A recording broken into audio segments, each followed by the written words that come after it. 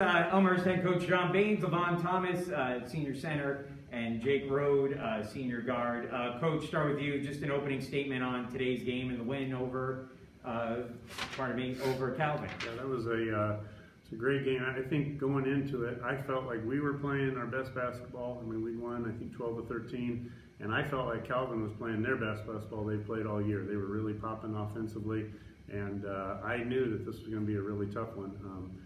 Play with a lot of lead changes and going back and forth. That was two really good teams playing. Yeah.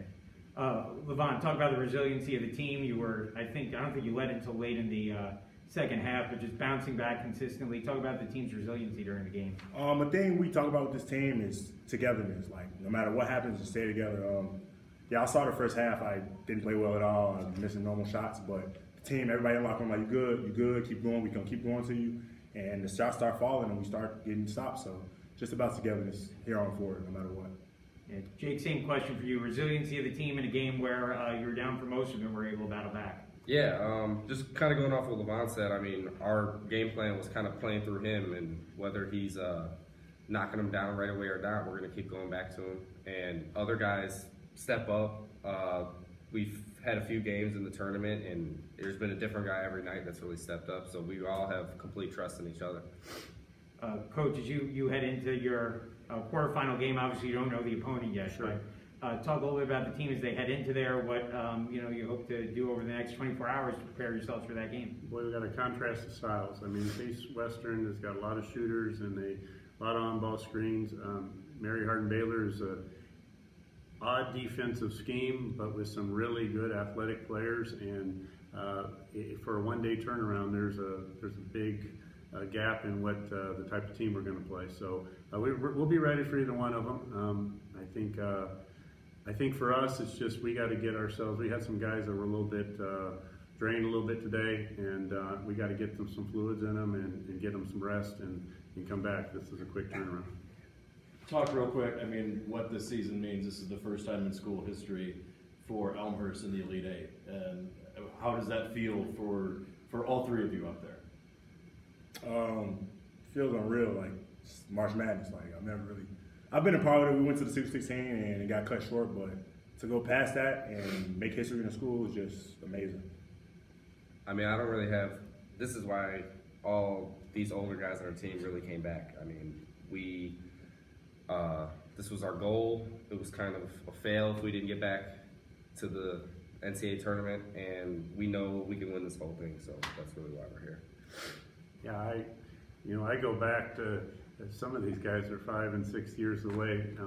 You're sitting in the living room and you're talking to them and you're saying, come here and we're going to put it together and we're going to win big. And at the time we were 500. And so it took a lot of belief in them, and we have a lot of trust in this team. I'm going to tell you, like Dom Jinko played an unbelievable game today. And with 1 minute and 15 seconds to go, I said, hey, I'm going to put Jonathan Zabinski. I said, we're going to put Zippy in. And he goes, I got you, I understand. And then we're in a huddle, and Zippy is in the huddle, and he goes, Coach, Jake can guard that guy better. Put him in. And I tell you what, you have that kind of trust with your teammates, and you're in big moments. You're not trying to get out of the game, but you're recognizing that you're just trying to win. Boy, that's selflessness. Talk about that a little bit more. I mean, you said the contributions from everything. I know Lavon and Jake a little quiet in the first half, but it seemed like little quiet. It seemed like I wasn't saying anything. I'll leave that to the coach. It seemed like Wes and Dom really stepped up, 9 points apiece, and then you guys kind of found your groove back in the second half. What were kind of the adjustments, or was it something you knew you were having an off night and wanted to come back out and get playing at the level that we know you can? Well, Wes and Dom, they're both all-conference players, so I believe in them. And if I'm not going, I believe that they can put the ball in the hole. So I just have big trust in all my teammates. We have a handful of guys that can make a play and make a shot. Like you said, or like Coach said, I think me and Lavon had 2 points apiece in the first half, and that just speaks volumes to the depth of our team. We have plenty of guys that can put the ball in the basket. Yeah, and credit Calvin. I mean, Uchenna is a great defender. I mean, he's a athletic, strong guy. He was face guarding Jake, and it takes a lot of effort to get him off of you. And so I felt like Jake started getting into the flow, and then they were doubling Vaughn a little bit. So their game plan was they utilized a lot of things, and then I think in the second half we had some other guys that got moving. Talk about the defensive job you guys did on Morrison. It seemed like Wes in particular and a few other guys were really all over him. Only 6 points on the night, and we won't talk about what Szymanski did in the meantime. It seemed like he couldn't miss against you guys. But talk about what the defensive job on Morrison. Obviously, that was a key. You guys were worried about him and a guy who could easily put up 25 to 40 points a game. Yeah, Luke has been on a run. I mean, if you were at Platteville, you know that he was awesome. And you watching the film and you're like, whoa, whoa, whoa, every shot he made. So he was on a run. We put a lot of effort into face guarding him and putting a lot to him. I give Tad a lot of credit. He was 7 for 7 from 3. When does that happen? I mean, we had some guys on him too. That was one of those. We talked about the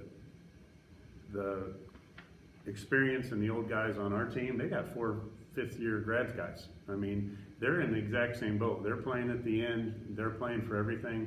And I think Tad's like, well, why not me? And those are 2 really good players. Cool. Thank you all very much. Congratulations again. Thank you. Thank you.